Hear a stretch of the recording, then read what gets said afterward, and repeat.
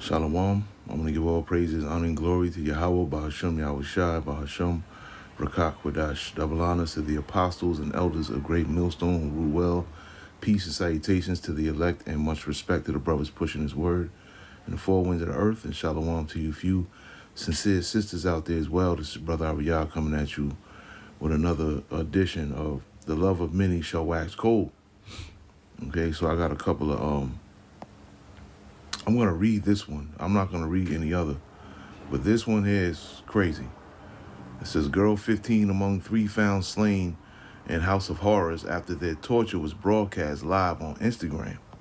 And this happened maybe a month ago.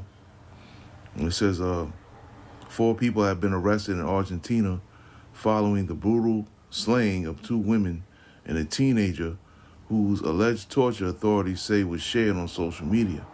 The dismembered remains of Brenda Del Castillo, 20, Morena Verde, 20, and Lara Morena Gutierrez, 15, was discovered on Wednesday, September the 24th, in Florencio Valera, roughly 16 miles south of Buenos Aires. Okay, and it says, authorities say the alleged motive behind the murders was a warning. This is what happens to those who steal drugs from me. Okay, this is talking about Peruvian drug traffickers who they stole from. And it says investigators revealed, according to Candina 3 and La Nacion, it was not immediately clear whether the message was written or presented alongside the alleged torture. Okay. And it says an examination of their remains suggests that they were likely killed in the early hours of Saturday, the 20th of September. Authorities report that the victims were subject to extreme torture. Morena reportedly had her 5 fingers and 1 ear severed. According to La Nacion, Castillo was stabbed to death before her attackers allegedly cut open her abdomen, per autopsy cited by the outlet. The torture was allegedly broadcast on social media within a closed group of around 45 people. It says authorities discovered the remains in a well inside a house dubbed the House of Horrors. The location was identified using the victim's cell phone signals. It said the discovery sparked widespread protests. Okay, and they said they arrested 4 individuals, man. You know, this showing you, man, that the love of many is definitely waxing cold out here. You got an Indianapolis teen mom shot in the head by the boyfriend in front of the daughter. Okay, then he tried to say that she committed suicide, man. You got another dude, this dude right here in the yellow. He traumatized the girl 6, and he kept as a twisted sex couple slave. A 6-year-old girl was kept as a twisted couple sex slave in dirt pit alongside a corpse of her smothered little sister. I mean, yeah, these people are crazy out here, man.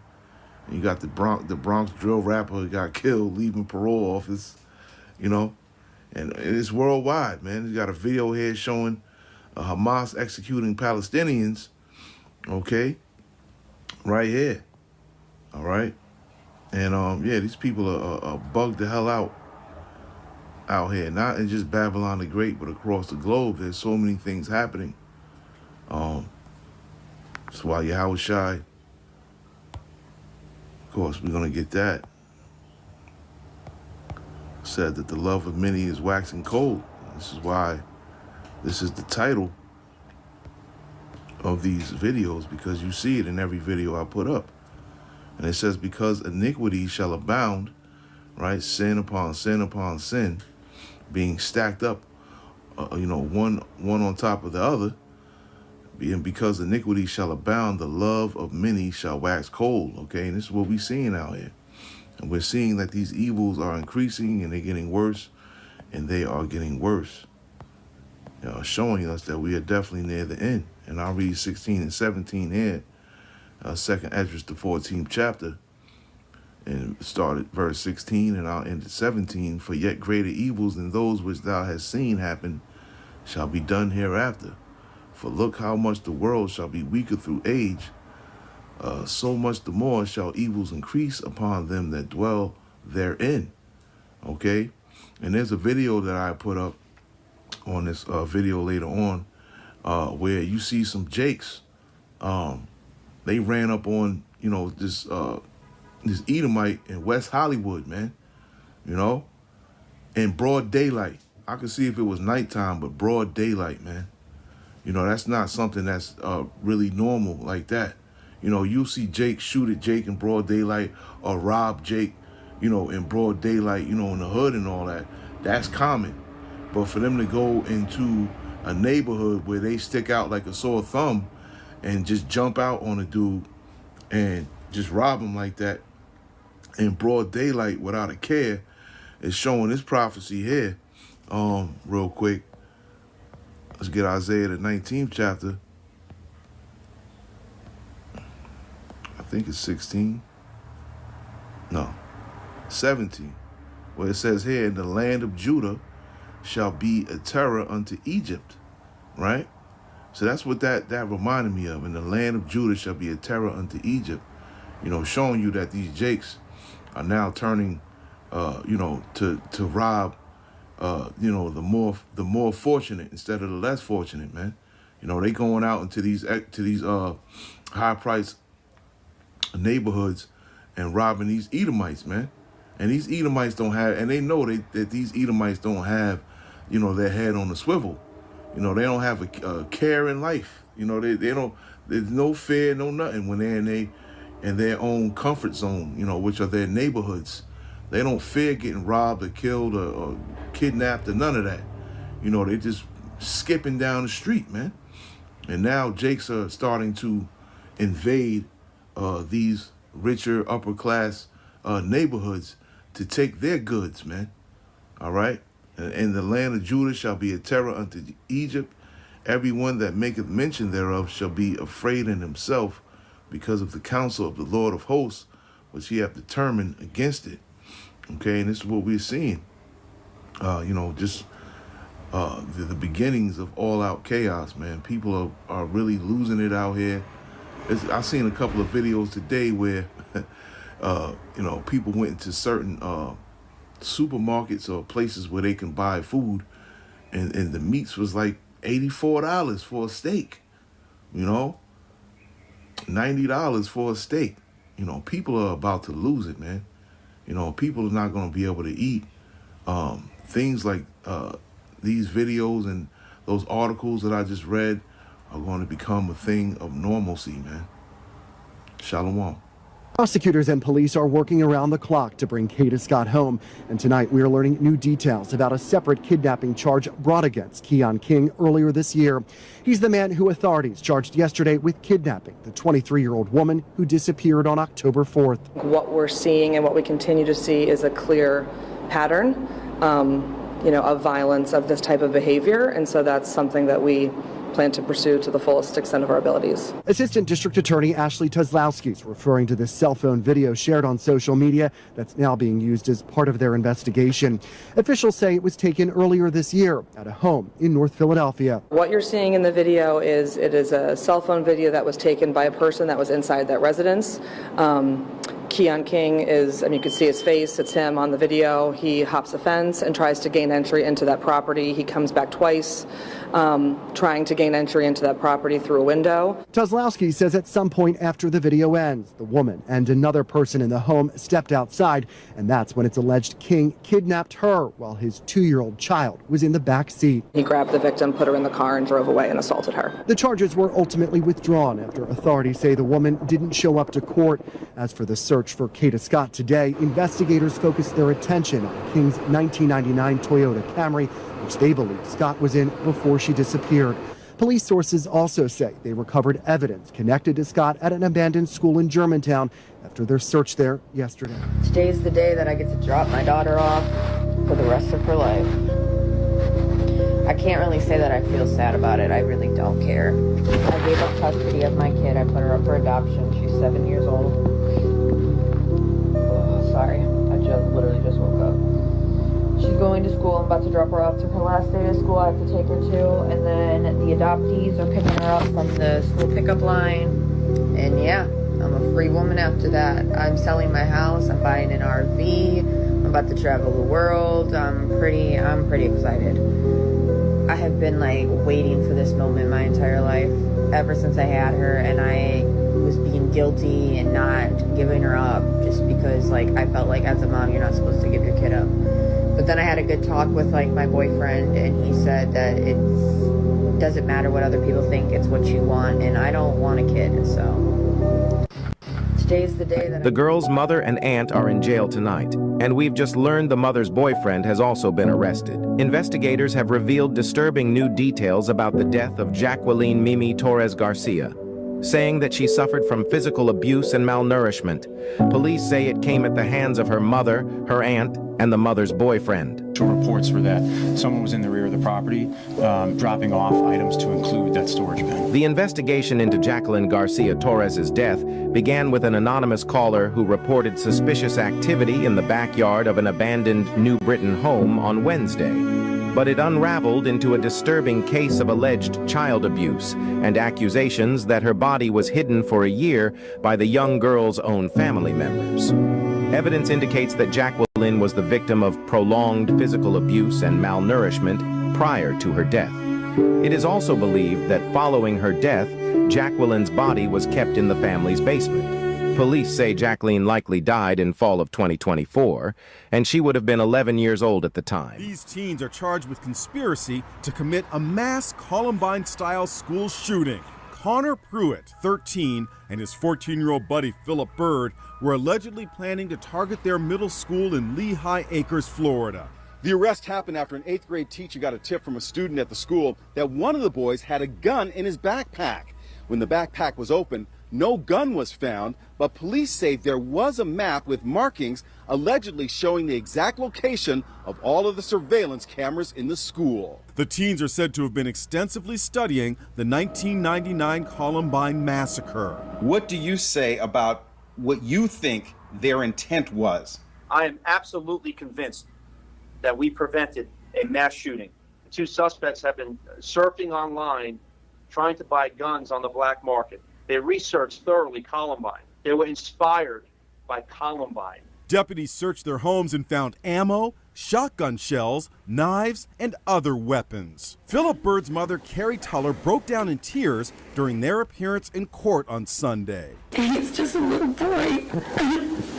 He didn't think this was really serious. I spoke with Carrie and stepdad Chris today. Carrie, how are you convinced that your son was not about to carry out a mass shooting? My son is no monster.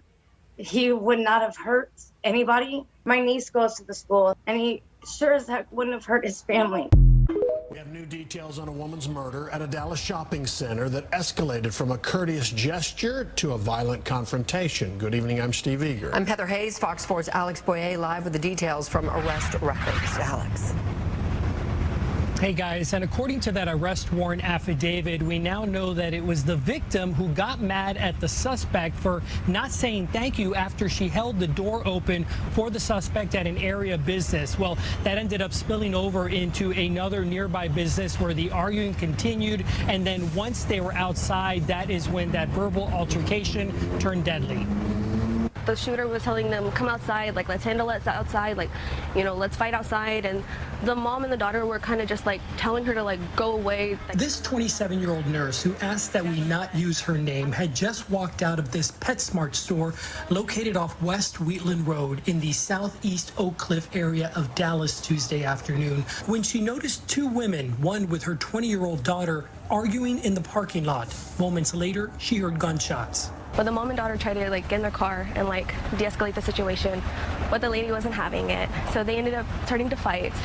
And then that's when the lady pulled out her gun and shot her. Dallas police later identified the suspect as 22-year-old Kiona Hampton. She fled the scene in her car, but was arrested hours later with the help of surveillance video that captured her image, car, and license plate. The witness ran to help and put her training to work, performing CPR. The daughter was next to the mom the whole time. She, it's hard because, like, you know, the screaming of a child for her mother is never easy, and it's never going to leave my head. The victim, identified as Cecilia Simpson, died at the hospital.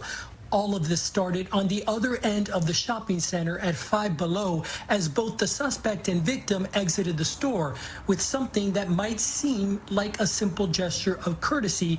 According to the arrest warrant affidavit, Simpson got upset at Hampton for not thanking her for holding the door. It spiraled quickly from there. Hampton, who reportedly waived her Miranda rights, confirmed that she engaged in the verbal dispute, entering the PetSmart twice and continuing the argument, throwing a drink bottle at Simpson's car when she was about to leave and engaging in a physical altercation with her, adding that she took out her gun and shot Simpson, stating she was trying to get Simpson away from her.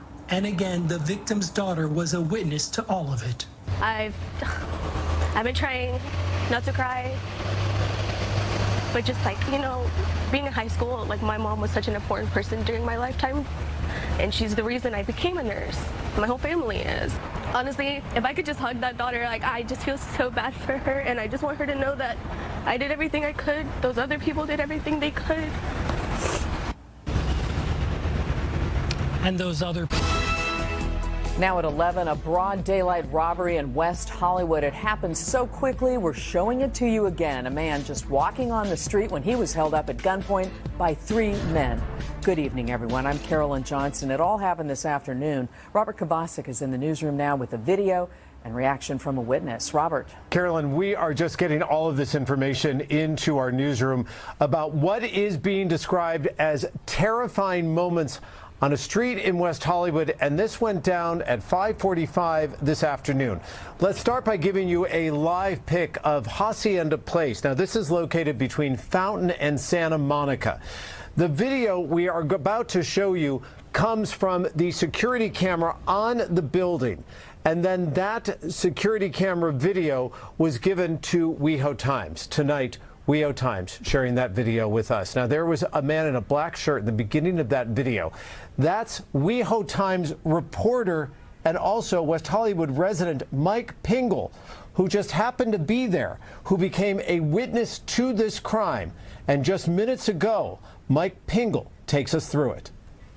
And then all of a sudden, I hear some yelling behind me. I turn around, and there were 3 masked men, all dressed in black, and they threw this guy down on the ground. They weren't turning him around. They were like ripping the jewelry off of him. He had a necklace. They ripped it off. They took his watch, and they had 2 guns, and there was a crowbar because there were 3 people that attacked him, and then there was 1 person in the car that when they got back in the car, they just drove away. Mike explains that the man attacked is from San Francisco, visiting with his husband, friends here in West Hollywood, and that's why he was on that street. Mike says his knees were scraped in this incident. The man has declined to go on camera, and even at this hour, Carolyn, when we spoke to Mike Pingle, he's been a longtime West Hollywood resident, and even Mike is still shaken up. I can't even explain the just sheer terror. They weren't even following him. They just stopped, saw him walking, and just threw him on the ground and stole everything. Stole everything, including his Rolex watch and his wallet. Mike says his wedding ring was stolen too. They took his phone, apparently, didn't take his phone, but threw it and smashed it. But they did not actually take the phone, and we're not sure if that man even had access to it. Mike says the West Hollywood Sheriff's deputies showed up within 5 minutes. You see him right there. And tonight, the WeHo Sheriff's statement tells us, and their department tells us, that what happened has been confirmed, and they are now actively investigating. WeHo Times reporter. 15-year-old girl is in jail charged with murder. Police say she shot and killed her 17-year-old ex-boyfriend Monday afternoon in the Jenkintown section of Abington Township, Montgomery County. An autopsy revealing that he died from a gunshot wound to his head. Investigators say that 15-year-old suspect says the shooting was an accident. Action News reporter Liam Pinder live for us at the Abington Police Department with an update on this investigation. Liam, what are you learning about this shooting? Well, Gray, as you mentioned, that boy tragically shot in the head. Police say he died there at the scene. Authorities also saying the even younger shooter allegedly admitted to panicking, leaving the scene and not calling for help.